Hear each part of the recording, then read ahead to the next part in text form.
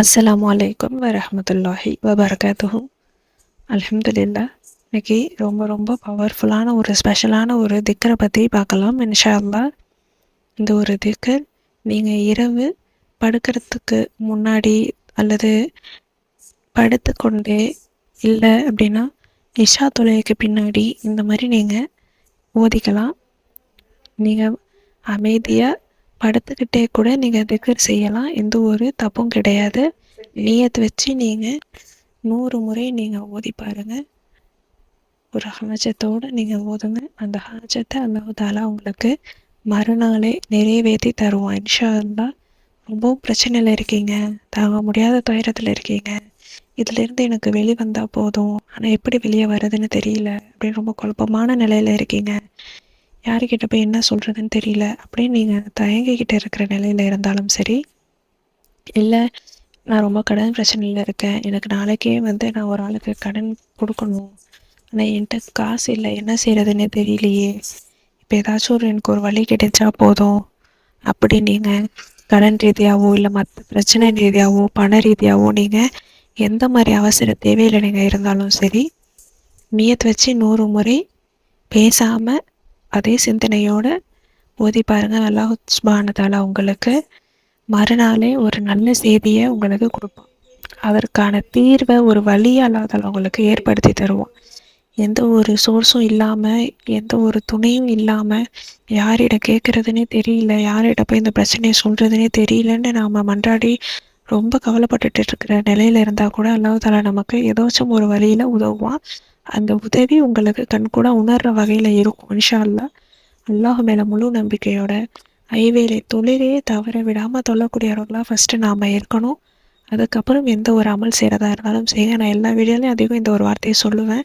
ஏன்னா ரொம்ப ரொம்ப முக்கியமானது தொழுகை தான். அந்த தொழுகை இருந்தாலே நம்மளுடைய இம்மை வாழ்க்கைக்கும் சரி மறுமை வாழ்க்கைக்கும் நமக்கு ஒரு நல்ல ஒரு தீர்வு கிடைச்சிரும், நல்ல ஒரு சொல்யூஷன் நமக்கு கிடைச்சிரும். என்ன மாதிரி பிரச்சனை வந்தாலும் சரி, அந்த பிரச்சனைக்கு ஒரு எதிரி ஆயுதமாக நம்மக்கிட்ட தொழுகை இருக்கும். அது நம்மளை பாதுகாக்கும். தொழுகை இருந்தாலே நம்ம வாழ்க்கையில் எல்லாத்துக்கும் அல்லாஹ் தஆலா துணையாக நிற்பான். ஏன்னா அல்லாஹ் நம்ம நெருங்கி இருக்கும். அதனால் தொழுகையை நீங்கள் கைவிடாதீங்க. தொழுகை தவற விடாமல் கலா இல்லாமல் அந்தந்த டயத்தில் தொழுக முயற்சிக்க. கண்டிப்பாக அல்லாஹ் தஆலாவும் அதே மாதிரியே உங்களுக்கு அந்தந்த டயத்தில் உங்களுக்கு உதவுவான், அலட்சியப்படுத்த மாட்டான் உங்களை. நம்ம எந்தளவுக்கு அல்லாஹ் அலட்சியப்படுத்துகிறோமோ அதே மாதிரி நாளைக்கு எல்லாம் நம்மளை அலட்சியப்படுத்திட்டா நம்மளுக்கு எது என்ன ஆகுறது, அதை நினச்சிக்கோங்க. இப்போ அந்த ஒரு திக்கர் என்ன அப்படின்னா, இது எல்லாருக்குமே தெரிந்த திக்கர் தான். ஆனால் இது அதிகம் பேர் உபயோகிக்கிறது கிடையாது. வாழ்க்கையில் அன்றாடம் இதை நம்ம யூஸ் பண்ணிக்கிறது கிடையாது. இன்ஷா அல்லாஹ் இனிமேல் உள்ள நாளில் நாம் தினந்தோறும் நாம் இதை ஓதக்கூடியவர்களாக இருக்கணும்.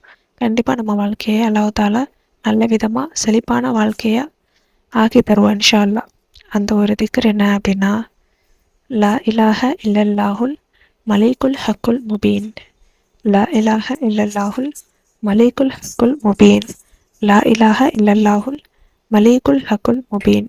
இதனுடைய அர்த்தம் என்ன அப்படின்னா, தெளிவான உண்மையான அரசனாகிய அல்லாஹு தஆலாவை தவிர வேறு எந்த இறைவனும் கிடையாது. இதுதான் இதனுடைய அர்த்தம். அல்லாஹு தான் வணக்கத்துக்கு தகுதியானவன், அவனுக்கு இணை துணை அப்படிங்கிறது யாருமே கிடையாது. அவன் தெளிவான உண்மையான அரசனாக இருக்கான்.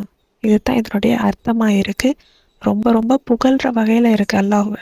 அல்லாஹ் நீ மட்டும்தான் இருக்க, நீ தான் அரசன், எனக்கு இருக்கிற பிரச்சனை நீ தான் தீர்க்கணும், நீ தான் என்னுடைய எஜமானாக இருக்க, நான் உன்னுடைய அடியான், உன்னுடைய அடிமை, நான் எனக்கு இந்த காரியத்தை நல்ல விதமாக ஆக்கி கொடு, எனக்கு இந்த பிரச்சனையிலிருந்து ஒரு தீர்வை ஏற்படுத்தி கொடு அப்படின்னு உங்களுடைய என்ன மாதிரி பிரச்சனையில் ஒவ்வொருத்தவங்களுக்கும் ஒவ்வொரு மாதிரியான பிரச்சனை கவலைகள் இருக்கும். அதனால் உங்களுடைய என்ன தேவையோ, என்ன ஹாஜத்தோ, என்ன பிரச்சனையோ அதை அல்லாஹ்விடம் உரிமையோடு சொல்லுங்கள்.